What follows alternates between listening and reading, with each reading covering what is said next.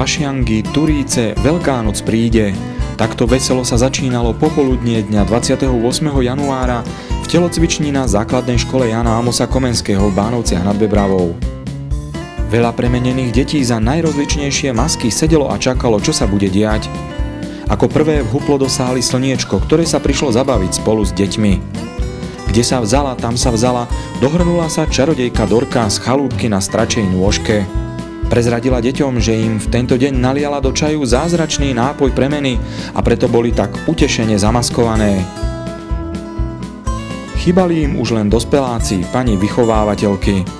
A na hlasné volanie detí prišla cigánka Aranka, mačka Líza, hrbatá bosorka, aj strapatá upratovačka.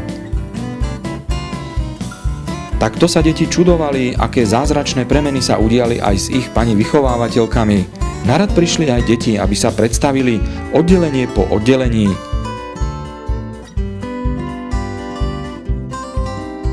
Čarodejka Dorka bola unesená z množstva a rozmanitosti masiek, ktoré deti predstavovali.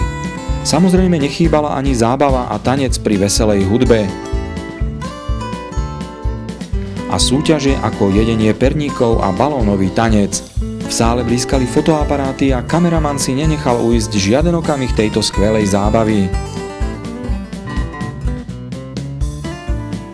Čarodejka Dorka našla svoju zázračnú lietajúcu metlu a rozlúčila sa s deťmi so sľubom, že o rok sa opäť vráti.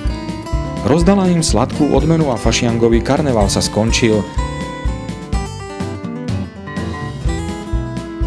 Deti odchádzali spokojné a vyšantené a rodičom, ktorí sa prišli pozrieť, pohrával na tvári tiež spokojný úsmev.